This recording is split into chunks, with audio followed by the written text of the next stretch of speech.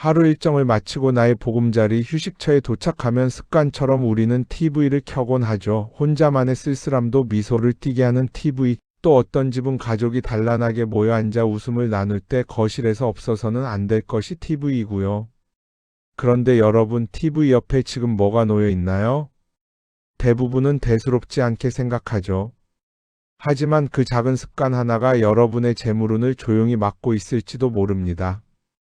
매일 켜고 끄는 TV, 그 불빛과 소리는 단순한 전자신호가 아닙니다. 풍수에서 TV는 불의 기운을 가진 물건이에요. 이 불의 기운은 사람의 감정과 재물의 흐름을 빠르게 움직이게 만듭니다. 그래서 화가 지나치면 돈이 새고 부족하면 기회가 식는다고 합니다. 명리학적으로도 재물운은 금의 흐름과 관계가 있습니다. 불은 금을 녹이죠. 즉, TV의 화기가 지나치게 강하면 금의 기운이 약해지고 돈이 들어와도 머물지 못하는 겁니다. 그래서 부자들은 TV 주변을 유난히 깔끔하게 정리합니다.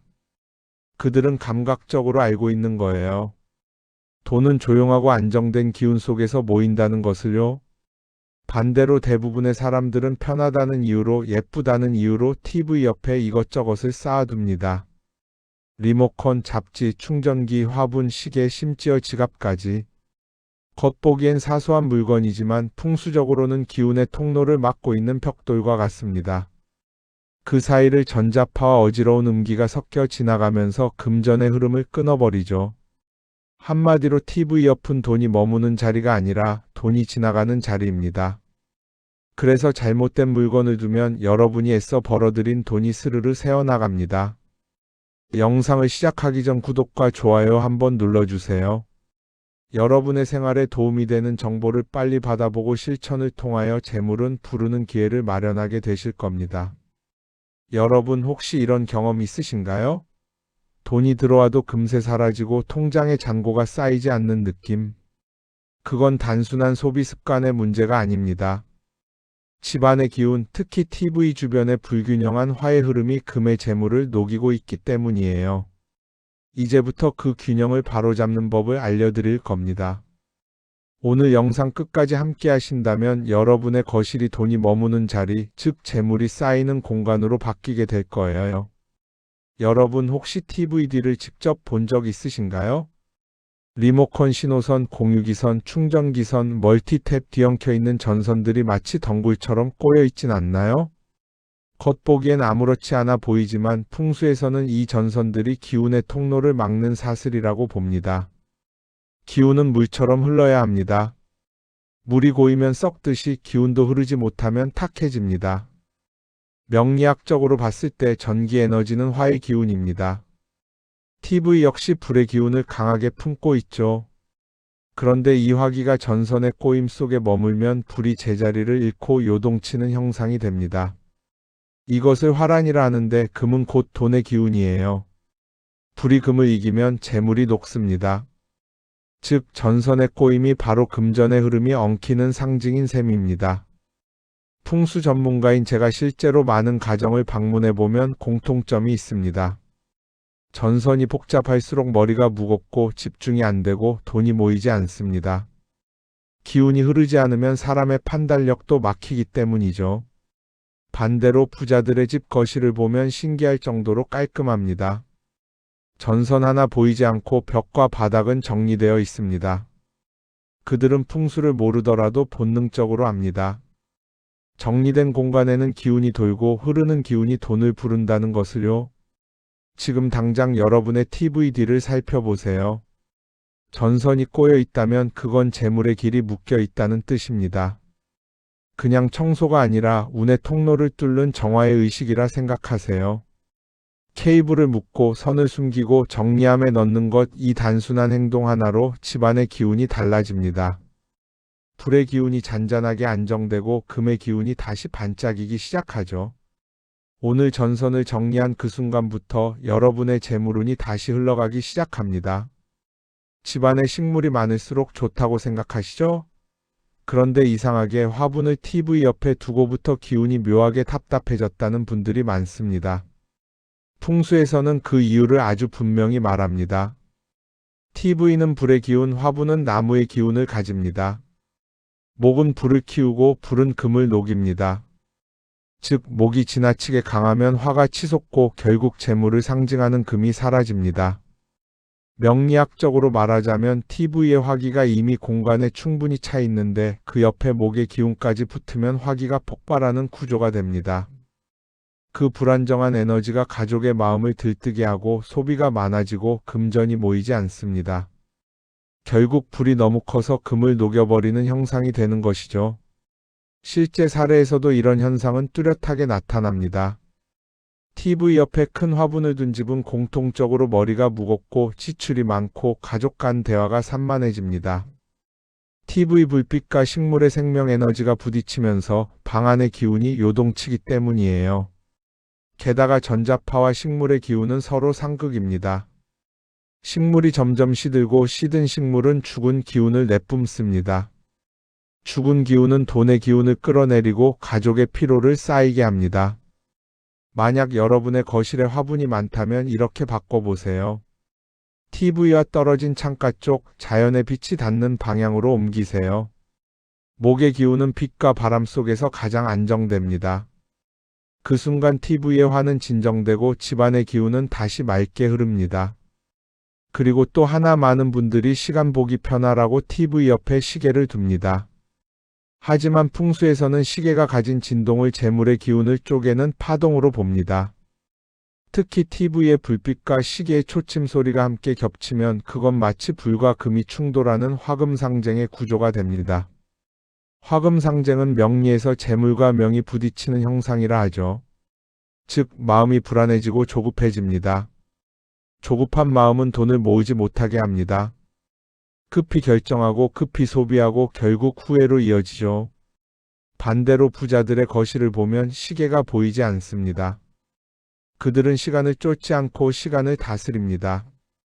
TV 옆에서 시간의 흐름을 상기시키지 않기 때문이에요. 그 공간은 언제나 여유롭고 그 여유 속에서 재물이 자라납니다. 지금 여러분의 TV 옆을 한번 보세요. 화분이 있나요?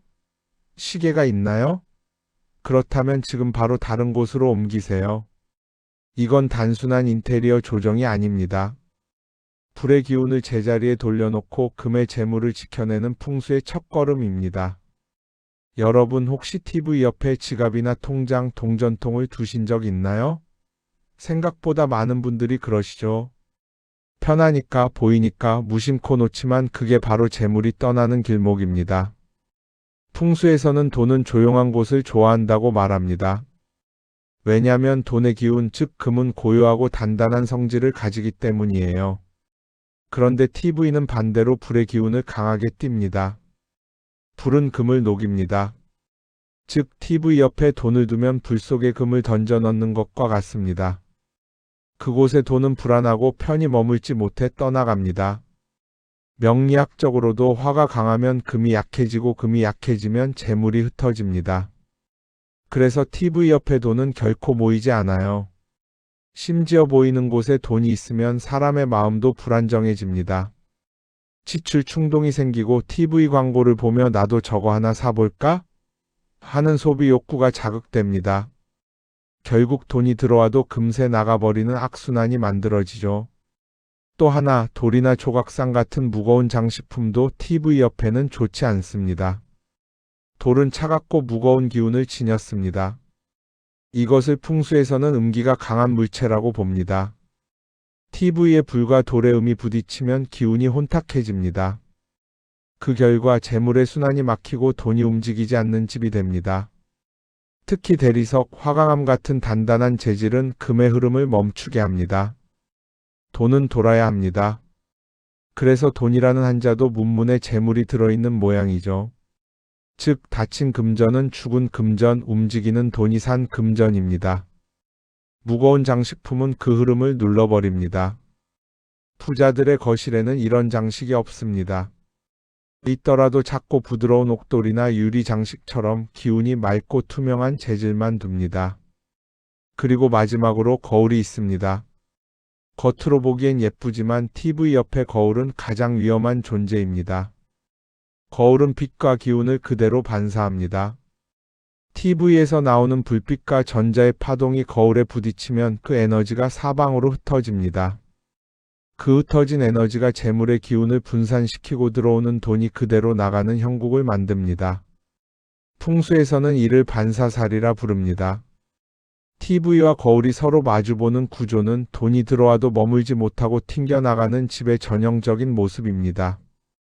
그래서 부자들은 절대 TV 앞이나 옆에 거울을 두지 않습니다.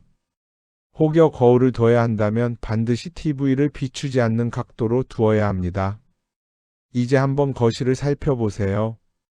그곳은 단순히 물건이 놓인 공간이 아니라 재물의 기운이 숨쉬는 자리입니다. 지갑, 돌, 거울 이 셋이 함께 있으면 돈의 기운은 사라지고 깨끗이 정리하면 기운은 다시 순환합니다. TV 옆을 비워두는 것, 그것이 바로 집안의 재물운을 지키는 첫 번째 비결입니다. 지금까지 TV 옆에 두면 돈이 새는 물건들을 살펴봤다면 이번에는 반대로 재물을 불러오는 길한 물건을 알려드리겠습니다. 풍수에서 막힘을 걷어낸 자리에 기운이 들어선다는 말이 있습니다. 기운이 비어지면 그 자리에 반드시 새로운 복이 들어옵니다. 그렇다면 TV 옆 그 자리를 어떤 기운으로 채워야 할까요? 정답은 바로 코끼리 장식품입니다. 명리학적으로 코끼리는 토의 기운을 상징합니다. 토는 만물을 품고 자라게 하는 에너지로 불과 금 사이에서 균형을 잡아주는 중심 기운입니다. TV의 불이 너무 강하면 금이 녹고 돈이 흩어집니다. 하지만 토가 들어서면 불의 기운을 받아들이고 금을 보호해줍니다. 즉 코끼리는 재물의 중재자이자 복의 안정판이 되는 셈입니다. 풍수에서 코끼리는 또 하나의 의미를 가집니다. 큰 귀로 복음을 듣고 긴 코로 재물을 끌어온다. 그래서 오래전부터 부의 상징으로 불렸죠. 특히 두 마리의 코끼리를 마주보게 놓고 그 사이에 작은 물그릇을 두면 그 물은 재물의 근원이 됩니다. 코끼리의 코가 물을 마시듯 집안의 돈 기운이 끊임없이 모입니다. 이 물그릇은 반드시 깨끗하고 투명해야 합니다. 물은 재물의 기운이므로 탁해지면 금세 운이 흐려집니다. 하루에 한 번씩 물을 갈아주고 손으로 물결을 살짝 흔들어 주세요. 그 행위 자체가 기운의 순환을 돕는 풍수의식이 됩니다. 또한 코끼리 장식품을 놓을 때 중요한 점이 있습니다. 머리가 방 안쪽을 향해야 합니다. 밖으로 향하면 돈이 나가고 안으로 향하면 돈이 모입니다. 이 작은 방향 하나가 집안 재물운의 향방을 바꿉니다. 실제로 저에게 상담을 요청한 한 중년 부부가 있었습니다. 이상하게 돈이 들어와도 계속 새요. TV 옆에는 큰 시계와 동전통이 있었습니다. 그분께 조언 드렸죠. 시계는 치우고 대신 코끼리 두 마리를 두세요. 그리고 그 사이에 물을 채우세요. 한 달 후 연락이 왔습니다. 신기하게 그달엔 돈이 남았어요. 거래도 잘 풀리고 마음도 편해졌어요. 그건 단순한 우연이 아닙니다. 불안정했던 기운이 토의 에너지로 안정되었기 때문이죠. 결국 풍수는 단순한 미신이 아니라 기운의 흐름을 조화롭게 만드는 지혜입니다. TV 옆의 공간은 매일 눈이 머무는 자리이자 불의 기운이 강하게 흐르는 중심점입니다. 그곳을 어떻게 다루느냐에 따라 집 전체의 재물운이 달라집니다. 지금 여러분의 거실에서 TV 옆을 한번 바라보세요. 만약 그곳이 어수선하다면 오늘이 바로 바꿀 날입니다. 불필요한 것을 치우고 균형의 상징인 코끼리 한 쌍을 두세요. 그리고 조용히 이렇게 마음속으로 말해보세요. 이제 내 재물의 기운은 흩어지지 않고 모인다. 그 말 한마디가 여러분 집안의 에너지를 바꾸고 그 에너지가 여러분의 삶을 바꿉니다. 바람이 불고 물이 흐르고 기운이 순환하는 집, 그곳이 바로 복이 머무는 자리, 명당입니다. 오늘부터 여러분의 집이 그 명당이 되길 진심으로 바랍니다. 이 영상을 끝까지 보셨다면 여러분의 실천은 무엇이었는지 댓글에 남겨주세요. 복이 들어오는 길을 열어두는 겁니다. 늘 행복한 가정이 되길 바랍니다.